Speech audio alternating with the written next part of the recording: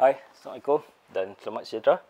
Kembali lagi dalam channel aku Fazmi Zakaria. Okey, hari ni aku nak berkongsi berkenaan dengan kemah Coleman 10P Lighted North Star with Dark Room. Kemah yang paling besar lah orang kata Boleh muat untuk 10 orang. Kalau orang beli yang baru macam ni lah packaging dia. Berat dia dalam 33 kilo yang tertulis lah berat kemah ni. Tapi bila kita beli direct daripada sana dengan kotak, dengan packaging dia apa semua, so berat dia mungkin akan plus minus tambah lagi 2 ke 3 kilo macam tu lah. Okey, ni aku dah bentang tapi dah masih dalam keadaan lipat.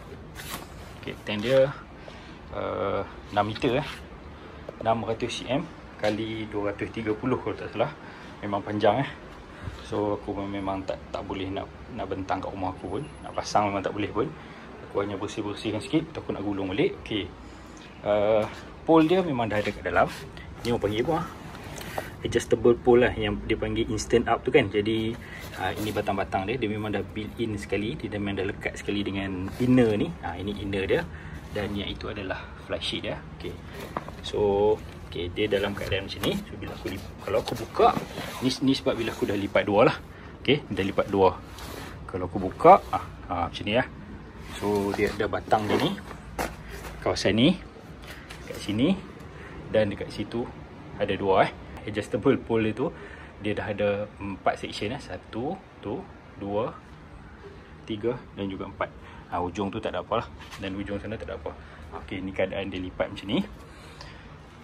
Okey, ni boleh kata dia punya ground sheet lah, belah bawah sebab dia punya apa ni, bahagian atas semua belah dalam, ini bahagian bawah. So material dia ni memang sangat elok sangat tebal.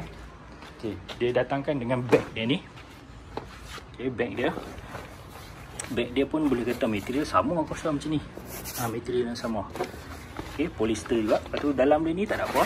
Dia nak sertakan manual. Okey, manual ni kalau kata apa nak pasang kemah ke apa kan. Ini ada instruction lah kat sini macam mana nak set up. Dia adalah step by step disediakan. Okey, lepas tu ini adalah dia punya, ni outer layer dia lah.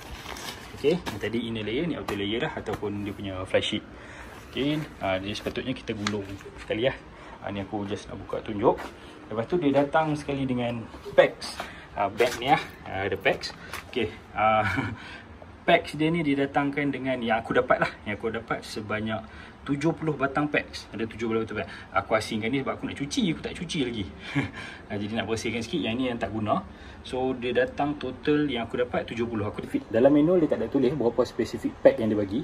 Tapi aku rasa dia memang bagi lebih pun, dia bagi 70. Aku kira ada 70 lah. Lepas tu dia datangkan dengan 6 batang pole. Ni pole-pole dia. Dia ada bag dia lah. 2 batang adalah yang pendek dan 4 batang adalah saiz yang panjang sikit.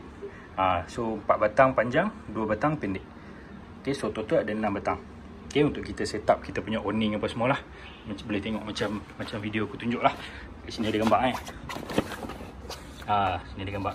So pole ni panjang, pole ni dia rendah sikit.